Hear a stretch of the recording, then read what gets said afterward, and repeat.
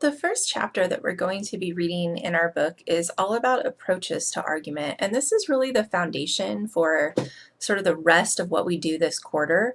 So understanding these different approaches, understanding the brief history it gives of kind of where this idea of argument comes from or how we approach argument, those are going to be really key skills in order to move forward with the course. So when you go through this chapter, there's a couple things that I would like you to realize or emphasize, and this actually applies to all of our chapters, not just this particular one. The first is pay attention to anything that is bold, and particularly the headings for the different sections. Anything that's in bold, those might be words that you'd want to define or make sure that you understand the meaning of and can kind of remember that. And again, those are going to be key terms that we keep using and that you see me use and that pops up on different assignments. You could even create some sort of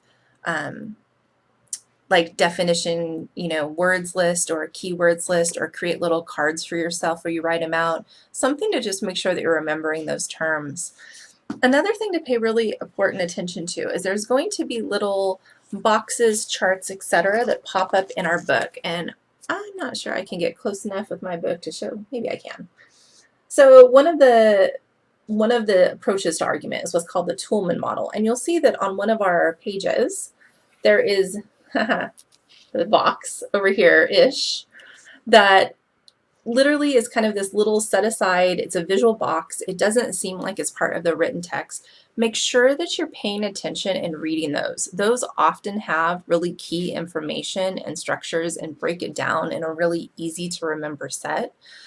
So anytime you see those visuals set off to the side, whether it's a chart, a graph, some sort of information box, really pay attention to that material because that is often some of the key information from that section that you'll want to remember. And then finally, I note this on the weekly checklist, but also I wanted to emphasize that while it is helpful to read the different articles that are inserted in the chapters of our books and think through the questions they ask, you are not expected to write down answers to those questions and submit them or to do anything in particular. They're there to help you understand the material. So in some chapters, you might find that it's going to be really useful to read through a whole bunch of those, particularly when we get to the sections on logic. For some of the other chapters, it may not be that necessary to read through all of them. It's completely okay to skim those sections as long as you're reading the chapter content closely. This means that some of our chapters or some of the reading seems really long. It's actually not when you take out some of those articles and just kind of break it down to the basic information included in the chapter. So just kind of keep that in mind. First, just I don't want you doing extra stuff that isn't necessary, but also just in terms of time management. Like I said, even though it may seem like a chapter is 30 pages, it probably isn't 30 pages of text. It might be something closer to like 7 to 10 pages, maybe not even that for some of the chapters. So just wanted to make sure you were aware of that. Trying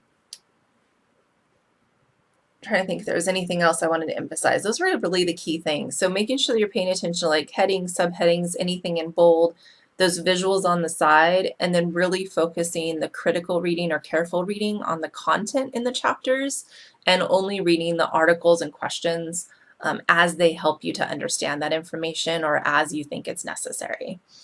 So any questions about the chapter, of course, reach out to me. Other than that, I hope you find some good information in there. And again, this is kind of the building blocks for the rest of our work this quarter.